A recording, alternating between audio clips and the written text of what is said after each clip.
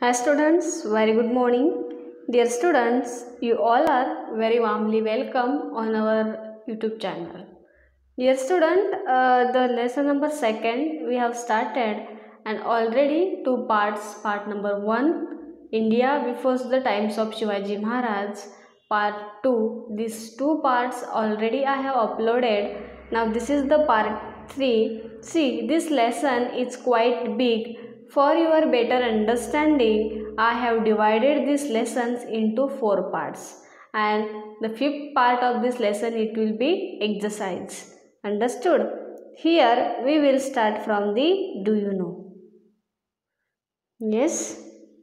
Now, do you know after Babar Humayun 1530 CE to 1539 CE and from 1555 CE to 1556 CE ascended the throne. See, the Babar after Babar Humayun, then his period is given here, how much time he was ascended the throne. So they have given it here 1530 CE to 1539 CE and from 1555 CE to 1556 the throne was in under Humayun.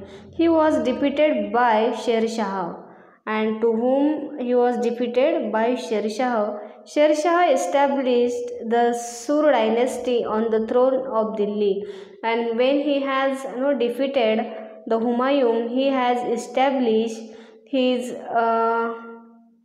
Sur dynasty on the throne of Delhi. After Humayun, Akbar 1556 CE to 1605 CE ascended the throne. Then Akbar, they have given the period that when he was ascended the throne, 1556 CE to 1605.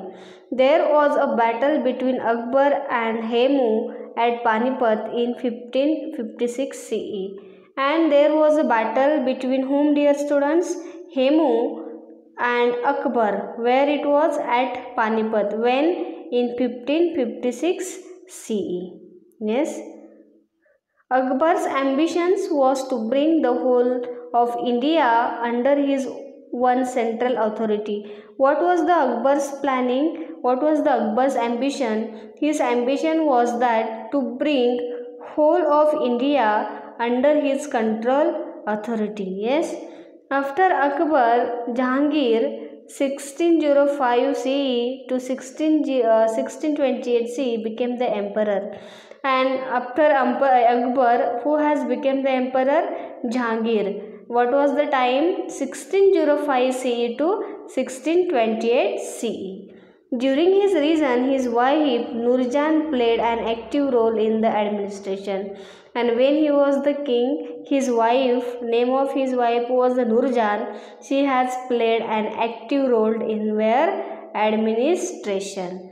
Jahangir was followed by Shah Jahan.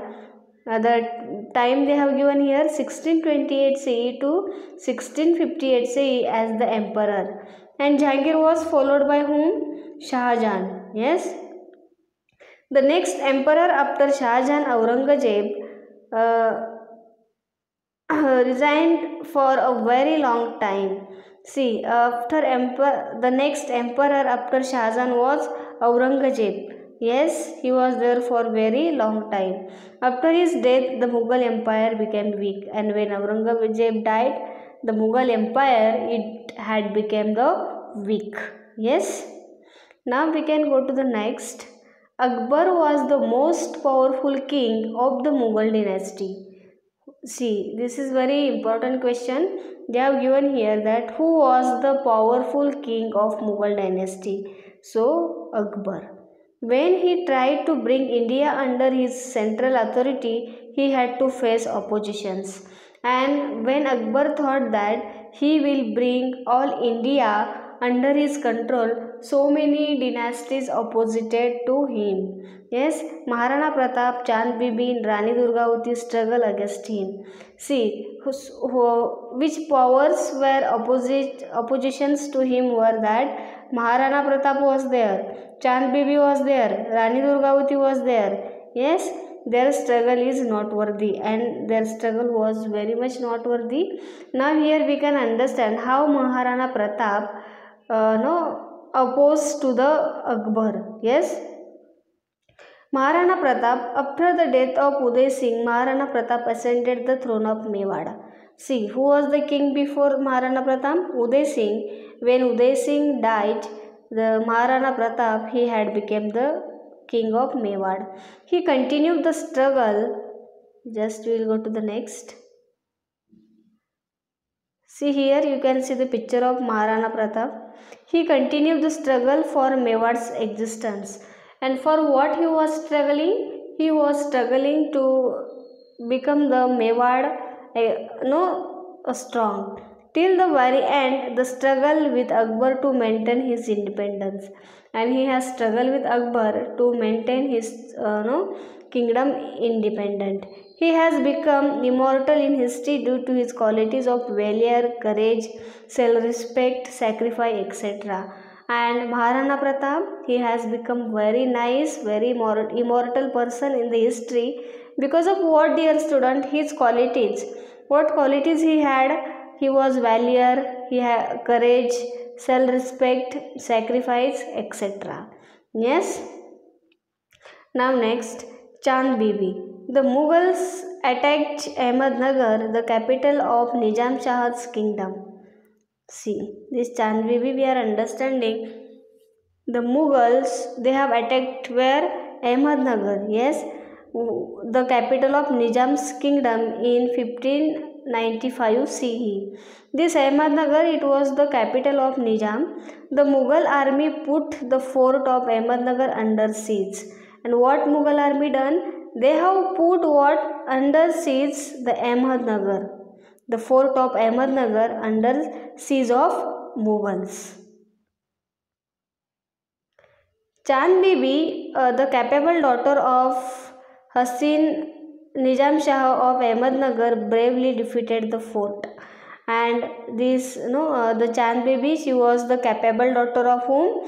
Hasin Nizam Shah. She has defended the fort. At this time, there was an internal strike among the factions of the Sardars in Nizam Shah's kingdom.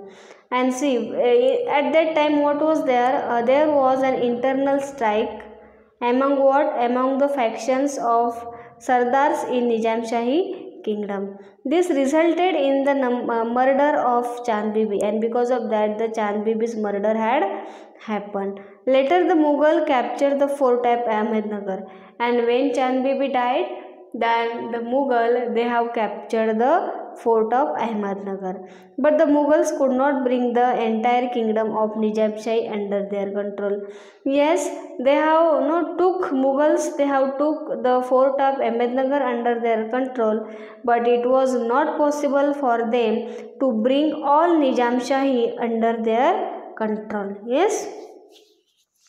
The information, short and sweet information, is given about Chand Bibi here. Now next is Rani Durgavati. Yes, Gondwana can broadly be said to comprise to the eastern part of Vidarbha, part of Madhya Pradesh to its north, the western part of today's Chhattisgarh, northern part of Andhra Pradesh, and the western part of Odisha. See, the Gondwana, she was the king of Gondwana, and the Gondwana was broadly said to compromise where eastern part of Vidarbha. Here I am telling you. Okay, part of Madhya Pradesh. It is at the north. The western part of today's Chhattisgarh, and northern part of Andhra Pradesh, and the western part of Odisha. Now, Durgavati, born in the dynasty Chandel, Rajput, became the queen of Gondwana when she was married. See, this Durgavati, she has born where? In the dynasty Chandel, and Chandel Rajput became the queen of Gondwana. Yes, when she married, when she was got married, then she became the king of Gondwana. She was an excellent administrator. How was she, dear student? She was an excellent administrator. The struggle of Gondwana Queen Durgavati, see, the struggle of Gondwana Queen Durgavati against the Mughals is important in medieval history. See, here they have given about it. After her husband's death, Durgavati laid down her life while fighting against Akbar, but she did not surrender. See, Rani Durgavati, when her husband died, a whole life she was fighting against Akbar, but she did not surrender herself to Akbar. Akbar was well versed and vigilant ruler. How was Akbar? Akbar was versed and vigilant ruler. His religious policy was liberal and tolerant. How was his policy? Religious policy, it was liberal and tolerant. He gave equal treatment to people from all religions. See, Akbar, he used to give the equal treatment to all the religions people. He founded Ilahi by incorporating noble principles from all religions, but never compelled anyone to adopt Ilahi. See, what he founded, Ilahi, he has founded by what? Incorporating noble principles from all the religions, but never compelled this to anyone. Yes, they have given it here. See, here we will understand the Aurangzeb. See, Aurangzeb won the war of successions amongst other son of Shah Jahan and became the emperor by detaining his father in 1658 CE. See, Aurangzeb, he owned the successions among other son of Shah Jahan and became the emperor by detecting his father in 1658 CE. Dara Ashokon, the elder son of Shah Jahan, was famous for religious tolerance, and the Dara Ashokon, the name of they have given here, he was the elder son of Shah Jahan and he was famous for religious tolerance.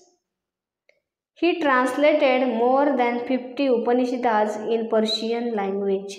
What he had done? He had translated more than 50 Upanishads in which language? Persian language.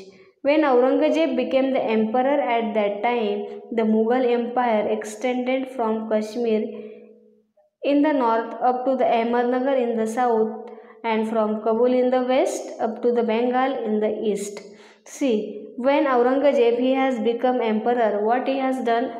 He has extended his Mughal empire from Kashmir in the north, Ahmednagar in the south, from Kabul in the west, Bengal in the east. To this, Aurangzeb added Assam in the east, and after that he has added Assam in his kingdom.